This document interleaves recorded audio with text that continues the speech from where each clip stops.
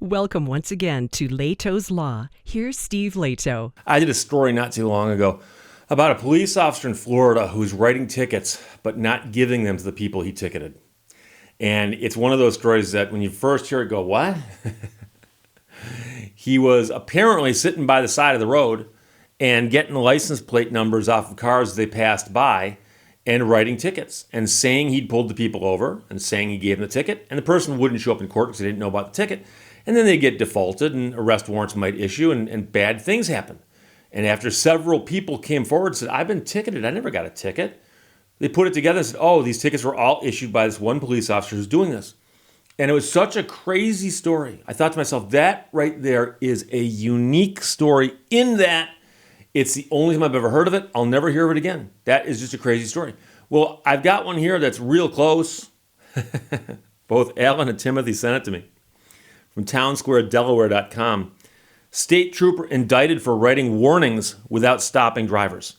So these are warnings, not out-and-out tickets, but in many states, they have different levels for these and what these count as. Betsy Price wrote this for townsquaredelaware.com. A Delaware state trooper was indicted on 4 counts for fraudulently writing warnings for motorists, some of whom he didn't bother to stop. So the question is it really a warning if it's not passed along to you? Delaware Attorney General Kathy Jennings said in a press release on Tuesday, the state didn't know the full scale of the trooper's misconduct and asked anyone who thought they may have been affected to call their office. The suspended officer was assigned to Troop 9 in Odessa. The press release said he had victimized dozens of motorists in April of 2021 alone. So he did this dozens of times in 1 month this year, and they think it's not isolated. Delaware State Police leadership contacted the Department of Justice's Division of Civil Rights and Public Trust in May after an internal review unveiled a pattern of fraudulent e-warnings issued by the trooper. The review began after one of his supervising officers reported discrepancies in one of his reports. He's been suspended. The ensuing investigation found that in April alone, he issued more than 30 fraudulent warnings and or tickets without motorists being informed, and in some cases with no traffic stop actually occurring, according to the press release. So it does say here that he issued some tickets, again, without bothering to pull the person over or hand it to them. You know, it makes the job so much easier because the interaction with people. If you don't like people, you can just let them go by, catch the license number, write them a ticket, and, you don't have to do all that face-to-face stuff. Because some people give you a hard time. Who wants that, So a DOJ spokesperson later clarified that the April misdeeds only involved phantom warnings and that tickets issued in that month were issued with the victim's knowledge. So there's some debate about that. Now, e-warnings do not carry a financial penalty. They do harm drivers, the press release said. Drivers with e-warnings are less likely to be given consideration in future traffic encounters with police and more likely to be stopped in the first place. So the warning does go on your record. It does go on your record. These victims deserve an apology for getting wrapped up in this ridiculous scheme, the spokesperson said. This kind of ham-fisted misconduct undermines the work that good police officers do every day to earn and honor the public's trust. And this is one of those things that you have to understand, is that you can have 100 cops, and I'm giving you a hypothetical here, so don't argue with this, please. You could have 100 cops, and 99 of them could be saints, doing everything right, doing nothing but caring about crime fighting and upholding the public trust, and 99 of them could do their jobs perfectly. If one of them does bad stuff, people tend to think, they're all bad. And people will say, well, Steve, if the other police know the one guy's bad, well, yeah, but do all 99 of them know? Doesn't matter. It will taint the perception of those officers. So, following the internal investigation, a DSP investigator received a search warrant for the man's police car and found a sheet kept by him displaying Troop 9's troopers and their productivity statistics, along with his own yearly evaluations for the last 2 years, which included commendations for traffic productivity. So apparently, they've got some system in place where they reward officers for writing lots of tickets, which we talked about before. They'll swear up and down there's no such thing as quotas, blah, blah, blah. But they do reward them for traffic productivity.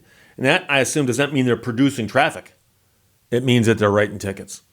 On February 2nd of this year, he was recognized as the recipient of the 2020 Troop 9 Traffic Ace Award. In a performance commendation, his captain noted that he had issued 458 traffic citations and 640 traffic e-warnings in 2020 alone. The state is continuing to investigate his potential misconduct outside of April 2021, and it makes you wonder about those 640 warnings last year. The accolades this trooper misappropriated are not worth the felony charges he's now facing, is what they say. Traffic stops should be about road safety, not padding performance reviews, and we're grateful to the DSP for doing the right thing as soon as they uncovered the criminal activity. The man now faces charges of tampering with public records in the first degree, issuing a false certificate, falsifying business records, and official misconduct, which are 2 Class A misdemeanors, a Class E felony, and a Class G felony. And I don't know what that means because that's all in Delaware. I'm not going to bother looking it up. It ain't good. Okay, it ain't good. If convicted on all charges, he faces a maximum statutory sentence of 9 years in prison.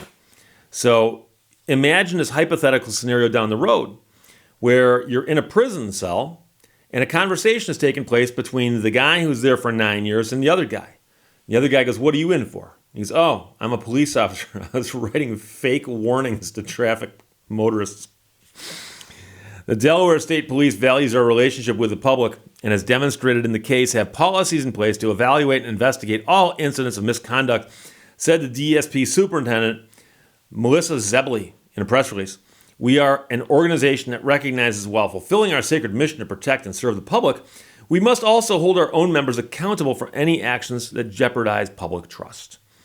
Anyone who feels they may have been affected by this man's actions may email the Division of Civil Rights and Public Trust at delaware.gov or contact the Delaware State Police via DSP's Customer Satisfaction Survey." So Delaware's State Police Department has a customer satisfaction survey that you can go respond to and let them know if you think you got a bogus e-warning. Of course, the problem is you wouldn't know that unless you went and looked it up somehow, because it turns out a lot of these were not actually delivered to the people to whom they were issued, which is the problem.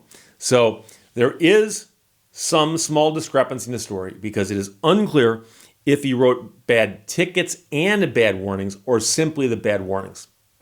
So the guy in Florida was tickets. This guy here, at the very least, is bad e-warnings, okay? And there's warnings that he issued to cyberspace, but were never actually delivered to the person at the roadside because nobody got pulled over, which is a crazy concept. So again, the man has been charged with a series of crimes and could be doing 9 years in prison if convicted of those crimes. We don't know what's going to happen. I will follow this story, though, and update you as it happens. Alan and Timothy, thanks for sending it.